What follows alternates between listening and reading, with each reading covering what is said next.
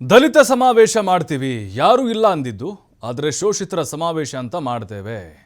ದಲಿತ ಸಮಾವೇಶದ ಬಗ್ಗೆ ಸ್ಪಷ್ಟನೆ ಕೊಟ್ಟಿದ್ದಾರೆ ಸಚಿವ ರಾಜಣ್ಣ.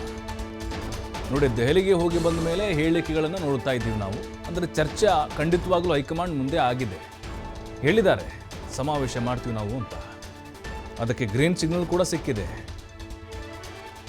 ಅಂದರೆ ಈಗ ಶೋಷಿತರ ಸಮಾವೇಶ ಅನ್ನುವಂಥದ್ದನ್ನು ನಾವು ಮಾಡ್ತೇವೆ ಸ್ಪಷ್ಟವಾಗಿ ಹೇಳಿದ್ದಾರೆ.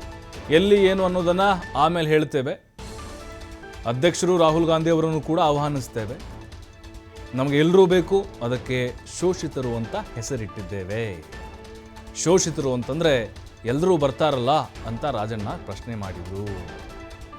ನೋಡಿ, ಶೋಷಿತರು ಅನ್ನುವಂಥ ಒಂದು ಹೆಸರನ್ನು ಅದರಲ್ಲೂ ಅದಕ್ಕೆ ಮೆನ್ಷನ್ ಮಾಡಿ ಹೇಳಿದ್ದಾರೆ.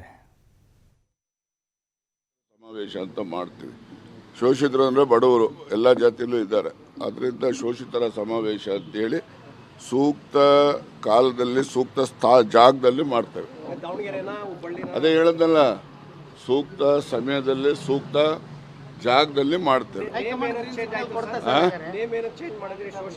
ಶೋಷಿತರು ನಾವು ಯಾವಾಗಲೂ ಕೂಡ ಬಡವ್ರ ಪರವಾಗಿರೋದು ಕಾಂಗ್ರೆಸ್ ಪಕ್ಷ. ಅದಕ್ಕೆ ಬಡವರು ಪಕ್ಷದಲ್ಲಿ ಸಮಾವೇಶ ಮಾಡ್ತೀವಿ. ಅದಕ್ಕೆ ಶೋಷಿತರ ಸಮಾವೇಶ ಅಂತ ಮಾಡ್ತೇವೆ.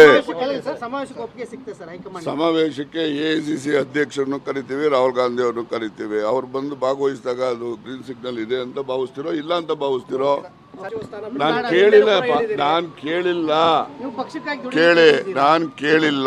ಅವ್ರು ಕೊಡ್ತೇನೆ ಅಂದ್ರೆ ತೆಗೆದುಕೊಳ್ತೇನೆ, ಮಂತ್ರಿ ಕೆಲಸ ಬಿಡ್ತೀನಿ ಅಂತ ಹೇಳಿದ್ದೀನಿ ಅಷ್ಟೇ. ಹೇಳಿದ್ದೀನಿ, ಅವ್ರಿಗೆ ಅಲ್ಲೇ ಬಹಳಷ್ಟು ಹೇಳಿದ್ದೀನಿ. ಅವೆಲ್ಲ ನಿಮ್ಮ ಮುಂದೆ ಹೇಳಕ್ಕಾಗಲ್ಲ. Thank you. ಸಮಾವೇಶ ಮಾಡ್ತೇವೆ. ದಲಿತರ ಸಮಾವೇಶ ಅಂತಲ್ಲ, ಶೋಷಿತರ ಸಮಾವೇಶ ಅಂತ ಮಾಡ್ತೀವಿ. ಶೋಷಿತರು ಅಂದರೆ ಬಡವರು, ಎಲ್ಲ ಜಾತಿಯಲ್ಲೂ ಇದ್ದಾರೆ.